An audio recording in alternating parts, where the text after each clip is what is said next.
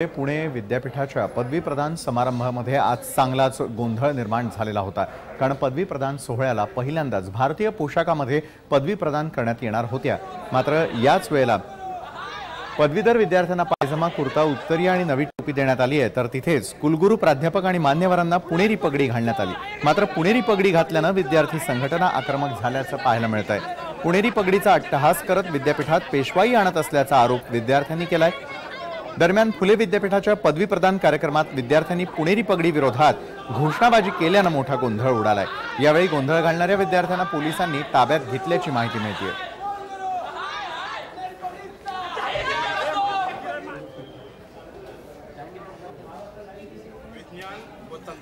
सगळ्या म्हणजे त्यांनी डिसिजन खूप लवकर घेतला, म्हणजे जास्त त्यांना कॉन्व्होकेशन करता आलं नाही, म्हणजे कोणाचं काय प्रॉब्लेम आहे, कोणाचा काय प्रॉब्लेम, त्याला जास्त त्यांना वेळ भेटला नाही, त्यामुळे हा डिसिजन जरा घाईत झाला तसं म्हणायला काय हरकत नाही। अब ये टोपी हमारे एजुकेशनल इंस्टीट्यूट में जो है वो अपने आप में एक कल्चर बन चुकी है। ये जब तक वो टोपी और गाउन नहीं हो तो लोगों को ऐसा लगता है कि वो उन्होंने अचीवमेंट किया नहीं, तो इन्होंने चेंज किया, हमारे कल्चर अप्रिसिएशन किया वो भी, और वो भी थोड़ा सा रखा, तो ये काफ़ी अच्छी चीज़ है ॲक्च्युली। ह्यावेळेस प्रथमच त्यांनी पोशाख चेंज केलाय, त्यामुळे थोडे टोपीवरून वाद झाले, पण पुढच्या वर्षी तेही बदल विद्यापीठ सुधरून घेईल। उलट या पोशाखात आम्हाला खूप छान वाटतंय, काहीतरी अचीवमेंट केल्याचं फील आम्हाला येतंय, खूप छान वाटतंय। विद्यापीठाच्या सर्व अधिकाऱ्यांनी एकदा विद्यार्थ्यांचं मागणी काय आहे त्याच्याकडेही एकदा लक्ष दिलं पाहिजे आणि दोघांनी एकत्र येऊन याचा थोडासा तोडगा काढला पाहिजे।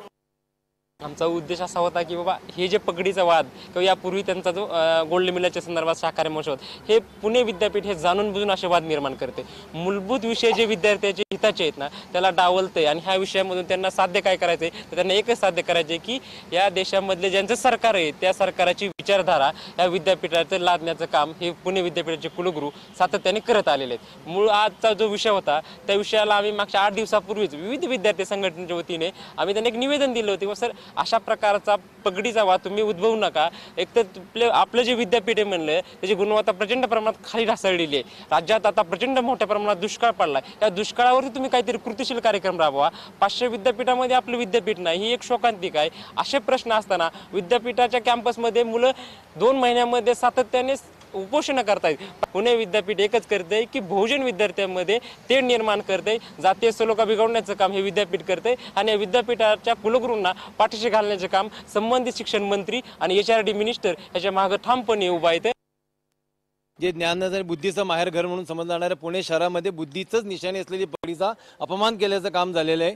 अनेक वर्षापासून ही परंपरा चालू असताना याच वर्षी का त्याला असं करण्यात यावं याच्यामागे फक्त आणि फक्त जातीय द्वेष पसरवायचं कारण आहे, दुसरं काही नाही।